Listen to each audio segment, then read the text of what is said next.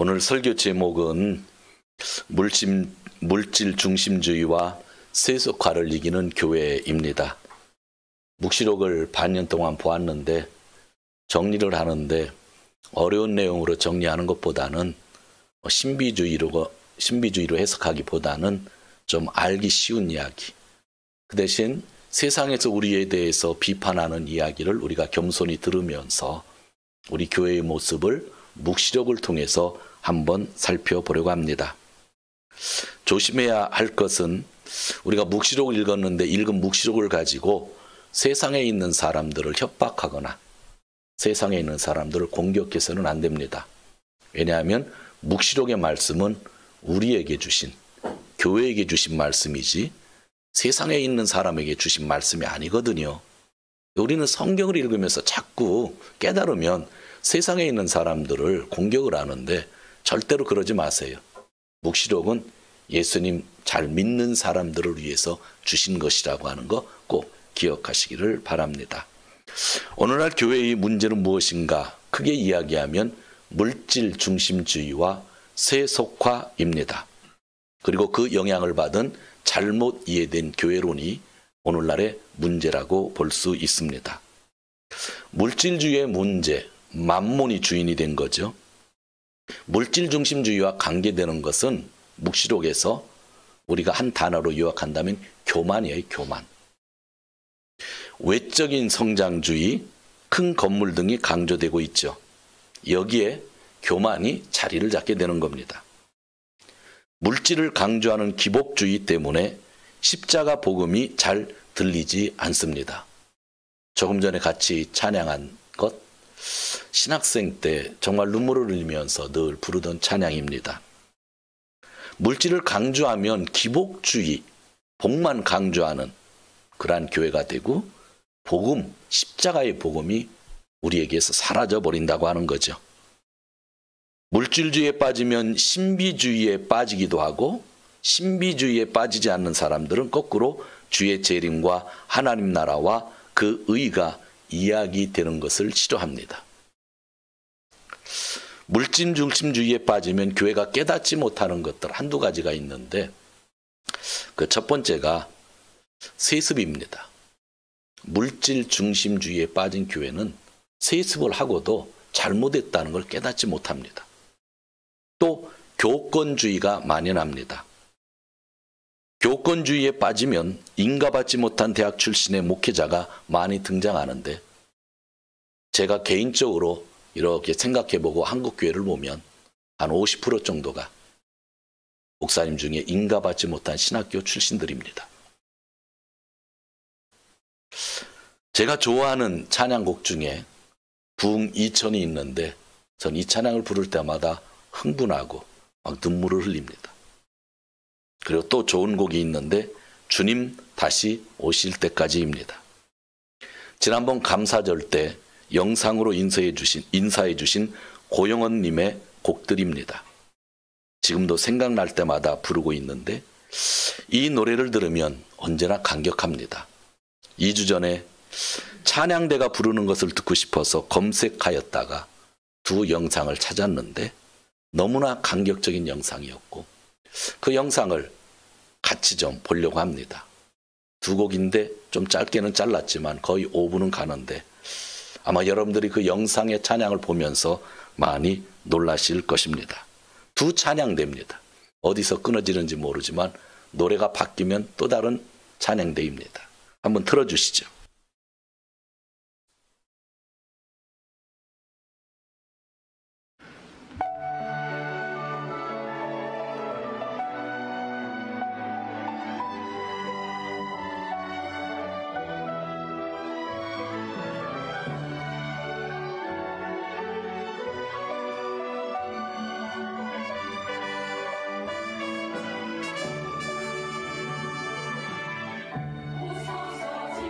조금만 크게 해주세요.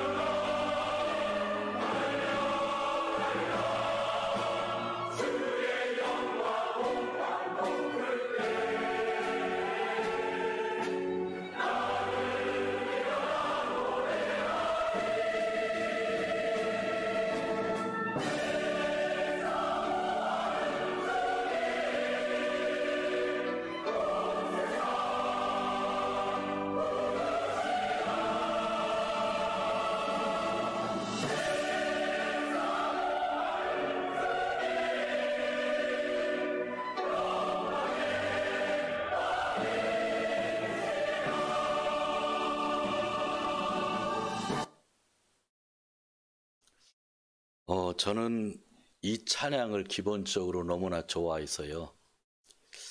2주 전에 찬양대의 노래를 듣고 싶어서 검색했다가 보았는데 물론 찬양에 감격했고 은혜를 받았어요.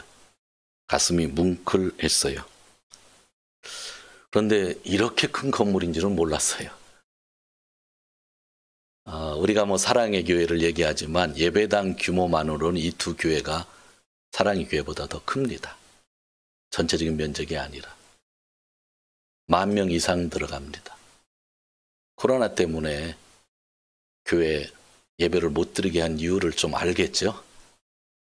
우리 교회 같은데 잡아야 아무런 소용없죠. 첫 번째 찬양한 교회가 명성교회입니다. 두 번째 찬양한 곳이 예배 공간이 가장 크다고 이야기하는 연세중앙교회입니다. 두 교회가 다 아들에게 세습을 했습니다. 찬양과 별도로 거기 안에 있는 성도와 별도로 세습은 물질 중심주의가 만들어냈습니다. 바로 교만의 정점입니다. 그리고 세습은 교권주의를 옹호하는 일을 합니다. 교황처럼 절대적인 권력을 가져야 세습을 성공시킬 수 있기 때문입니다. 성경적으로 판단하면 세습과 교권주의에 빠지면 우상을 숭배하게 됩니다. 정말 하나님을 섬기고 있는 것인지 인간이 만들어낸 우상을 섬기고 있는지 우리 기독교인들이 세상의 질문에 대해서 비판에 대해서 한번 생각해 보아야 합니다. 오늘날 교회의 또 하나의 문제는 세속화 문제입니다. 세속화는 거짓과 관계가 있습니다. 물질 중심주의는 교만과 관계가 있는데 세속화는 거짓에 빠진 것입니다. 많은 사람들이 값싼 구원을 이야기합니다. 그러다 보니 교회당 안에 불신자가 많이 있습니다. 몇 년 전에 저희 교회에서 피아노를 반주하던 분은 단순한 불신자가 아니라 예수 믿는 사람들을 저주하던 사람이었고 그 사람이 보낸 카톡을 제가 보았습니다. 예수 믿는 사람들을 저주하던 사람이 몇 년 동안 저희 교회 예배당에서 반주를 했습니다. 그분 개인적으로는 착한 사람이고 또 그분이 또 세상에서 성공적인 삶을 산다고 하는 것은 전혀 반대하지 않지만 예수 믿는 사람을 저주하는 사람이 반주는 할 수 없다는 이야기입니다. 세상 콘서트에서 반주하는 건 반대하지 않고요. 그런 콘서트에 내가 돈을 주고 가서 음악을 듣는 거 저는 좋다고 생각합니다. 우리가 종종 듣는 말 가운데 종교다원주의, 자유주의 신학, 유사 기독교, 구원파 같은 말이 있습니다. 대부분 거짓의 사상, 주의, 생각입니다. 이 세상은 음행도 삶의 한 부분으로 이해되고 있습니다. 그래서 교회 안에서도 동성결혼, 간통, 말씀에 근거하지 않은 이혼과 재혼, LGBT를 옹호하는 사람들이 종종 있습니다. 세속화에 빠지면 교회가 깨닫지 못하는 것들이 있습니다. 하나는 주도권, 즉 기득권 싸움 가운데 일어나는 분열입니다. 분열하는 곳에는 반드시 거짓이 따라다니는데 책임 전가가 따라다닙니다. 그리고 행동이 크리스천인지 비크리스천인지 구별이 되지 않도록 거짓이 만들어 놓습니다. 그래서 교회는 있는 그대로의 말씀을 전할 수가 없습니다. 세속화된 교회에서는요, 성경 순서대로 설교를 못합니다. 왜냐하면 설교하다 보면 성도들이 상처받아서 상처받지 않을 말만 골라서 설교를 하죠. 여러분, 물질 중심주의는 어느 정도 우리에게 좀 보여요. 아까처럼 크게. 그런데 거짓이 낳은 세속화는 잘 보이지 않을 때가 많이 있어요. 그래서 우리는 속이는 영을 사탄이라고 하는 겁니다. 교만의 영도 물론 사탄이지만 속이는 영 쪽에 대해서, 거짓에 대해서 성경은 더 많이 이야기를 하고 있습니다. 세속화는 과격하지 않게 찾아옵니다. 과격하지 않아요. 그래서 몰라요. 인권에 차별이 없어야 한다는 좋은 이야기들을 통해서 찾아옵니다. 사람을 사랑해야 한다는 성경 이야기를 통해서 찾아와요. 기본적인 생존권을 지켜야 한다는 이야기 속에서 찾아옵니다. 크리스찬이 이기적이거나 배타적으로 살면 안 된다는 이야기 가운데 찾아오는 것이 세속화입니다. 용서하자는 말 가운데 세속화가 찾아옵니다.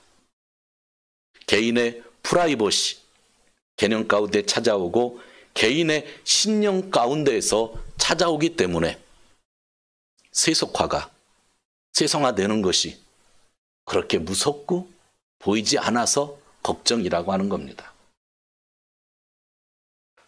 이 거짓이라는 놈은 누가 크리스찬인지 비크리스천인지 구별을 못하게 해 놓습니다. 묵시록을 보면 교만한 첫 번째 짐승보다 더 악랄했던 두 번째 거짓의 짐승이 13장에 나왔습니다. 우리 교회는 이런 메시지를 잘 이해해야만 하는 것입니다. 교만의 힘은 공동체를 일시적으로 단합시킬 수 있습니다. 그런데 거짓의 힘은 일시적으로 단합된 공동체를 완전히 해산시킵니다. 그래서 더러운 영은 몰아서 사냥을 하는 겁니다. 교만으로 몰아놓고 한꺼번에 죽이는 것이 바로 거짓이라고 하는 것이죠. 묵시록 2장 3장 교회에 대한 이야기가 나왔는데 한번 들어보시기를 바랍니다. 7교회에 대한 이야기를 제가 줄여서 하겠습니다. 잘못된 사람들과 교회가 싸우다 보면 교회들이 지쳐갑니다. 그 교회가 예배소라는 이름을 가진 교회였습니다. 예수님이 말씀하셨습니다. 처음 사랑을 잃어버리지 말라. 잘못된 사람들과 싸우다 보면 너무나 힘들어 세상의 권력자와 타협을 하고 어느 때는 신사참배도 하게 됩니다. 그 교회가 서가모라는 이름을 가진 교회입니다. 예수님이 말씀하셨습니다. 사탄의 무리를 두려워하지 말고 죽도록 충성하라. 유혹에 쉽게 넘어가는 버가모라는 이름을 가진 교회에게 예수님이 말씀하셨습니다. 아무리 힘들어도 니골라당 같은 이단은 받아들이지 말라. 오늘 세속화를 이야기했는데 세속화에 푹 빠진 두아디라라는 이름을 가진 교회가 있었습니다. 그들에게 하시는 예수님의 말씀, 이세벨 같은 사람을 용납하지 말아라. 또 세속화가 되면 올바른 행위를 할 수 있는 기회가 없어지죠.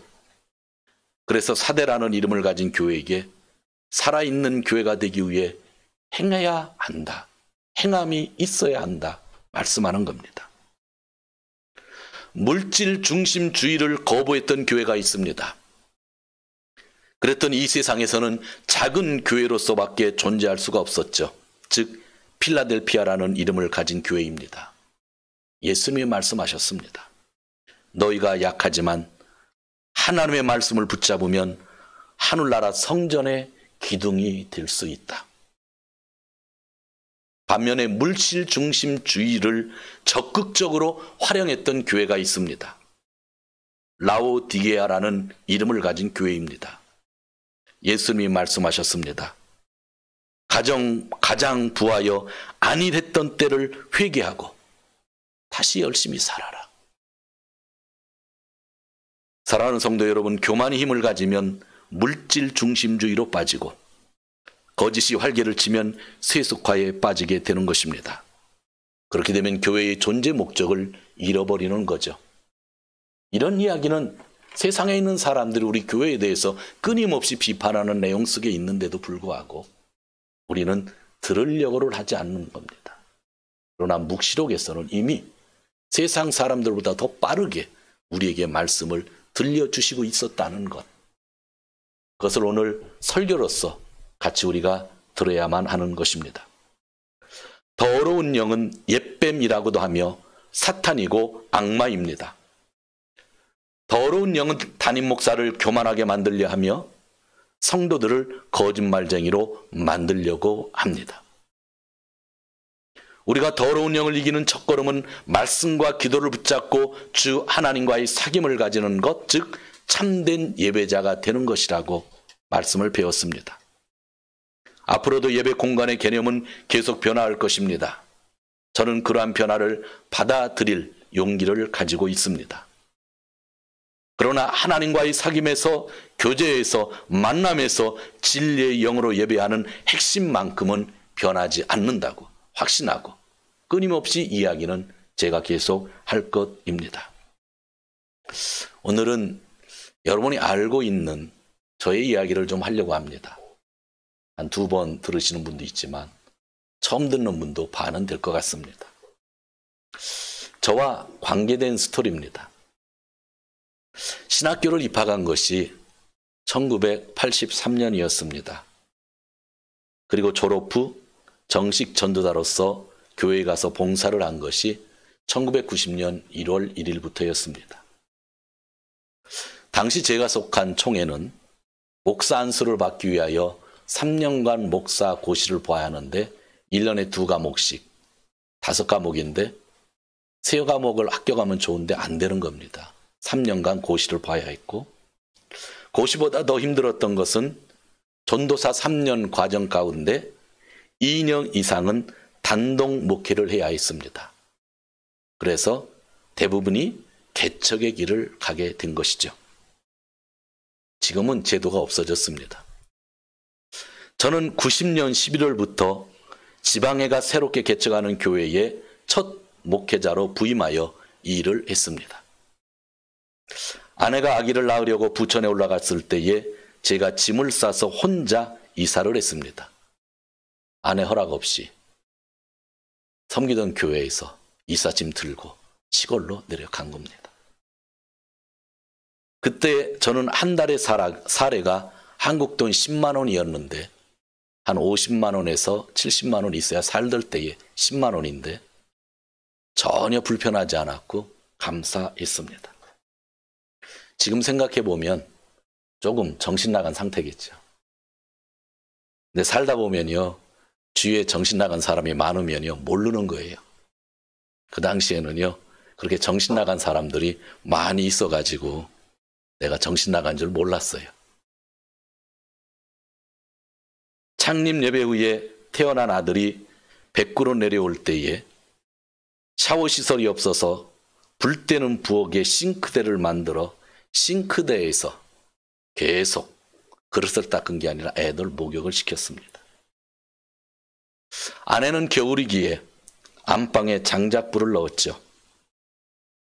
화장실은 풍덩식이었는데 여름이면 모기 때문에 화장실에 가기가 두려웠고 풍덩할 때면 튀어오르는 그 오물 때문에 샤워를 해도 일주일이 지나도 냄새가 가시지 않았습니다. 천정에서는 하루도 쉬지 않고 쥐들이 활개를 쳤고 쥐를 잡는 끈끈이를 설치한 그 다음 날은 여기저기서 쥐들의 신음소리가 들렸는데 죽지 않았기 때문에 맨손으로 뜨거운 쥐를 처리한다고 하는 것은 정말 끔찍했습니다. 이 이야기는 그렇게 오래된 때의 이야기가 아닙니다. 90년대 말 91년, 92년까지의 저의 이야기죠. 그때 저희 동경 기독교회는 최고로 윤택했던 시기이기도 합니다. 1990에서 92년 당시 저의 목회를 뒤돌아보면 저는 목회자로서 아무것도 몰랐습니다. 정말 바보였습니다. 또 좋은 성도들이 있었지만 그분들도 교회가 무엇인지 몰랐습니다. 새벽 4시에 일어나고 4시 30분에 동네에 교회종을 치고 5시에 예배를 드리면 몇 분이 참석합니다. 그때 나이가 27, 28대입니다. 둘째 아이가 태어날 때는 아내와 아들 그리고 태어나는 딸이 일본에 있었습니다. 일본에서 의료보험이 없어 큰돈이 들었지만 감사하게도 아이들의 이모가 모든 금액을 지불해 주셨습니다. 아내가 둘째 출산 후 돌아왔습니다. 그리고 제가 29살이 되기 전까지 아내와 자녀 둘이 그곳에 있었습니다. 아내는 아무도 도움을 주지 않는 시골에서 아기 둘을 혼자 키웠습니다. 새벽이 되면 아이 둘을 두고 저를 따라 나올 수 없는 상황도 종종 있었습니다. 하나님의 은혜 가운데 감사하게도 동네 초, 중, 고 학생들은 대부분 교회에 나왔습니다. 지난주에 애들의 명단을 봤는데 이름이 조금씩 기억나더라고요. 아이들이라고 하지만 다 지금 40 넘은 사람들인데 어른들이 평균 20명 이상 출석하고 30명이 넘으려 할 때 그 벽을 넘지 못했습니다. 제가 왜 뜬금없이 이 스토리를 오늘 이야기하고 있는가 하면 지난주 17일이 백구영광교회의 30주년 창립 기념일이었기 때문입니다. 여러분의 삶을 제가 공유하지만 가끔은 저의 삶도 여러분이 공유해 주시는 것이 전 교회 공동체라고 생각합니다. 지금 생각해 보면 정말 바보 같은 전도사가 30년 전에 그곳에 있었고 또 성숙하지 못한 성도가 있었습니다. 그렇지만 하나님이 지난 30년간 지켜주셨고 그 교회는 이 시간도 지금 이 시간도 예배를 드리고 있습니다. 지금의 담임 목사님은 전혀 모르는 분인데 작년에 성결신문을 보았더니 그분의 딸이 대학교 4학년이었는데 어느 음악대회에서 작곡상으로 우수상을 받아서 저희 교단 성결신문에 크게 났었습니다. 그 30년 전에 내가 목회했던 그 교회 담임 목사님 딸이 훌륭하게 사회에서도 인정받는구나 하고 작년에 신문을 보고 제가 얼마나 기뻐했는지 모릅니다. 그러나 그 목사님은 전혀 모르고 통화 한번 못 해봤습니다. 사진을 한번 볼까요? 제가 처음으로 공개하는 사진인데 30년 전 1990년 보여주세요. 이런 예배당이었습니다. 요게 11월 17일 날 찍을 사진입니다. 30년 전. 성도 한 분이 이렇게 보고 계시죠. 조립식 건물이었는데 당시 한국 돈 얼마 들고 드렸는지 아주 싸게 진 건물입니다. 그 다음을 보시죠. 백구영광교회라고 돼 있죠. 이 펜은 저의 동기 목사가 만들어 준 겁니다. 지금도 목회하고 있는데 글씨 잘 썼죠. 맨 왼쪽, 여러분이 보신 맨 왼쪽에 계신 분이 박 목사님인데 제가 군산에서 1년간 섬겼던 목사님입니다. 지금은 천국에 가셨지만 정말 너무나 많은 것들을 가르쳐 주신 분이었죠. 그리고 가운데 뒤에 웃고 계신 목사님이 장 목사님이신데 저를 이 교회에서 사역할 수 있도록 가장 힘이 되신 분입니다. 지방회가 개척할 때 저보고 그 교회에서 목회하라고 주위에 있는 모든 것들을 정리하면서 보내주신 분이시고 아직 살아계신데 한번 뵙고 싶습니다. 제 얼굴 보이십니까? 저게 30년 전 얼굴인데 너무 변해서 모르시겠어요? 밑에서 두 번째. 그리고 맨 밑에 오른쪽에 있는 분, 제 옆에 있는 분이 유일하게 그 교회의 집사님이었는데 이분이 자기 땅을 교회에다 기증해 주었기 때문에 거기에 조리식 건물을 세울 수 있었습니다. 여기에 있는 모든 분들이 나이 26세 젊은 전도사로 일할 수 있도록 해 주신 분이죠. 아내와 아이들의 협력이 있었기에 행복하게 목회를 하며 여기까지 올 수 있었습니다. 자녀들이 성장했지만 이런 백구 영광교회에 있을 때 저희 자녀가 얼마나 밝았는지 한번 사진 하나 보여드릴게요. 제가 유일하게 찍어놓은 건데 집은 이렇게 돼 있었어요. 앉아있는 분이 누군가 했더니 아이들이 할머니시네요. 그러니까 아내도 아이들도 안 내려왔을 때니까 큰애가 이런 집에서 부엌이 있었고 장작불을 뗐고 옆에 화장실이 있었고 막 그런 데입니다. 여기를 제가 2년간 고치며 살았는데 그 다음에 보면 여기서 살았는데 이렇게 밝은 친구가 있어요. 누군지 아시겠어요? 큰애입니다. 큰애니까 이 정도죠. 작은 애는 더 어렸으니까. 감사한 건 저는 이 사진을 볼 때마다 늘 위로를 삼아요. 30년 전에 이런 환경에 있었는데 조그만 구루마를 사줬더니 밖에 나가서 교회당 마당에서 이렇게 놀고 있는 모습이거든요. 이렇게 감사함으로 보낼 수 있었습니다. 사진은 이상입니다. 저를 돌려주시죠.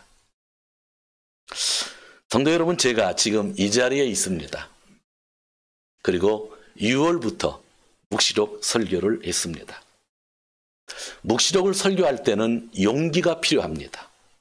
그 용기는 저와 함께 예배드리고 있는 여러분들이 주신 겁니다. 만약 여러분들이 아니었다고 한다면 저는 묵시록을 설교할 용기를 갖지 못했을 겁니다.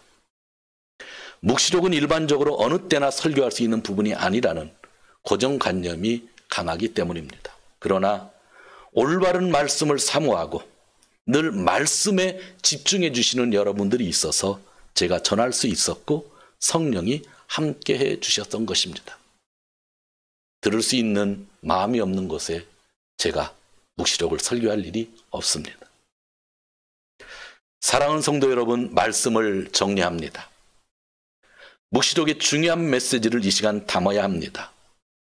묵시록을 읽으면서 신비주의에 빠져서는 절대로 안 됩니다. 우리 안에 교만이 틈 못하도록 해야 됩니다. 우리 안에 거짓이 들어오지 못하도록 해야 됩니다. 성도 여러분, 우리 주위에는 핑계댈 일들이 많이 있습니다. 세속화되지 않으면 살 수가 없다.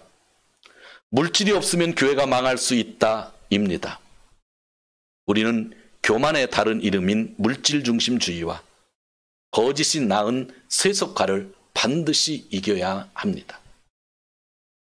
성도 여러분, 교회에 주신 묵시록을 가지고 3가지만 정리합니다. 첫째, 예수 그리스도의 온유와 겸손을 배워야 합니다. 묵시록을 읽으면서 그분의 온유와 겸손을 배울 생각이 없다고 한다면 그건 읽으나 마나입니다. 두 번째, 진리의 영으로 함께하는 예배자가 되어야 됩니다. 예배가 얼마나 강조되었어요? 그렇잖아요. 진리의 영으로 함께하는 예배자가 되고, 마지막이 마라나타를 외치며 주를 기다리는 삶을 살아야 되는 겁니다.